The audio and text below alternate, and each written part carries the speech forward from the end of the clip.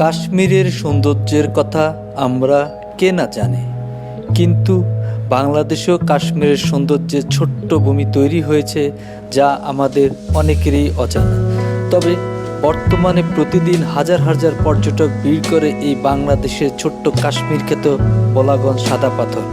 বন্ধুগণ, আজকে আমি আপনাদেরকে ভোলাগঞ্জ সাদা পাথর ভ্রমণ সম্পর্কে সুন্দর একটি তথ্য দেব, যে আমার এই ভিডিওটি দেখলে অবশ্যই আপনাদের এই ভ্রমণ সম্পর্কে সুন্দর এবং নিখুঁত একটি আইডিয়া তৈরি হবে।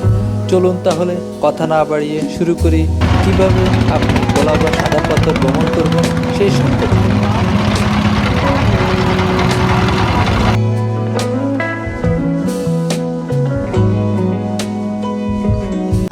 ভোলাগঞ্জ সাদা পাথর, যার অবস্থান সিলেটের কোম্পানীগঞ্জ উপজেলা। আপনারা যারা ঢাকা বা অন্যান্য জেলা থেকে আসবেন তাদেরকে কদমতলীতে নামতে হবে। ঢাকা থেকে সিলেটের দূরত্ব 240 কিলোমিটার। আপনি চাইলে বাস অথবা ট্রেনে আসতে পারেন। বাসে আসলে আপনার 6 ঘন্টার মতো সময় ব্যয় হবে, ট্রেনে তার চেয়ে বেশি সময় লাগবে। এক্ষেত্রে আপনার বাসে ভাড়া পড়বে 650 থেকে 700 টাকা, বা অন্যান্য সময় কম বেশি হতেও পারে। আপনি চাইলে বিমানেও আসতে পারেন, কোনো সমস্যা নেই। ভোলাগঞ্জ সাদা পাথর কদমতলী থেকে 40 কিলোমিটার দূরত্ব। আপনি কদমতলী থেকে সিএনজি অথবা বাস, যে ট্যুর বাসগুলো আছে সেগুলি ব্যবহার করতে পারেন। তো সিএনজি যদি আপনি ব্যবহার করেন সেক্ষেত্রে আপ ডাউন 1200 থেকে 1400 টাকা আপনাকে দিতে হবে। বাসে তার চেয়ে অনেক বেশি কম। তো আপনারা অবশ্যই যে মাধ্যমটাই ব্যবহার করেন আগে দামটা ঠিক করবেন এবং জিজ্ঞেস করে তারপরে ভ্রমণ করবেন।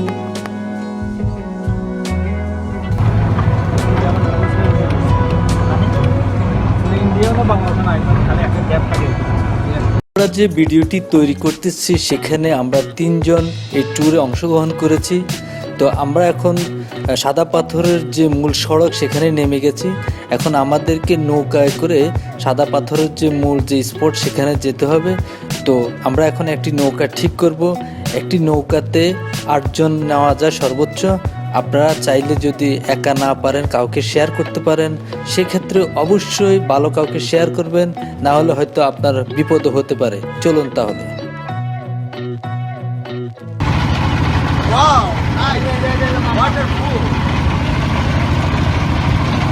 আমরা 2 গ্রুপে মিলে অবশেষে একটি নৌকা ঠিক করেছি এবং আমাদের নৌকাটা ছেড়ে দিয়েছে, দেখেছেন ইতিমধ্যে। তো আমরা 800 টাকা দিয়ে নৌকাটা ঠিক করছি। ঘাট থেকে সাদা পাথরে যেতে 10 থেকে 12 মিনিট সময় লাগবে। সাদা পাথরটা মূলত হচ্ছে ভারতের মেঘালয় রাজ্যের একটি পাশ দিয়ে ঘেঁষে গেছে এবং বাংলাদেশের সিলেটের খুব শেষ প্রান্তে সাদা পাথর যে স্পট সেটি অবস্থিত। চলুন তাহলে।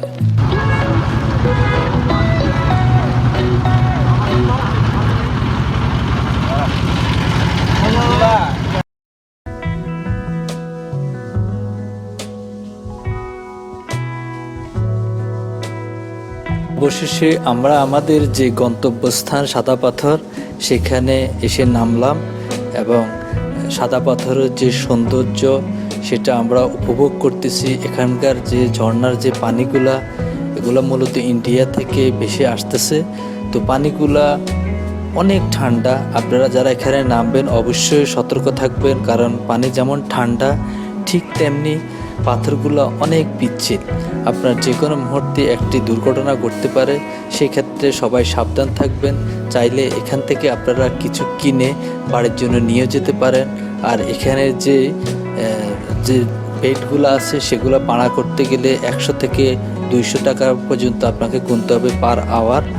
তো এই হচ্ছে সাদা পাথরের মূল অংশ। তো এখানে আসার পর আমরা নিজেরা কিছু ছবি তুলেছি আমাদের নিজস্ব ক্যামেরা দিয়ে। আপনারা চাইলে নিজেদের ক্যামেরা বা চাইলে এখানে ফটোগ্রাফার আছে তাদেরকে দিয়েও ফটো তুলে রাখতে পারেন। সেক্ষেত্রেও অবশ্যই আপনারা দাম করে তারপরে ফটো তুলবেন, পার পিস কত বা কত পিসে কত টাকা রাখবে সেটা ক্লিয়ার করে তারপর ফটো তুলবেন। অনেক এনজয় হয়েছে আমাদের এই ট্যুরটি। আমরা এখন ব্যাক করব। তো আমরা যেই নৌকাত করে এসেছি এখন সেই নৌকাটাই আমরা খুঁজতেছি।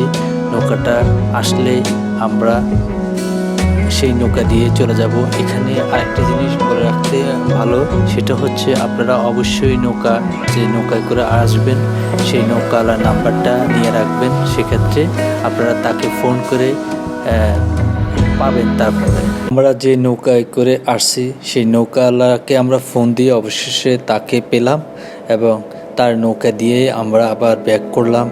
তো আপনাদের যদি সিলেট সাদা পাথর সম্পর্কে কোনো প্রশ্ন থাকে অবশ্যই আমাকে জানাবেন, মেসেজ অপশনে লিখবেন। আমার চ্যানেলটাকে সাবস্ক্রাইব করবেন। ভিডিওটি ভালো লাগলে অবশ্যই আমাকে লাইক করবেন।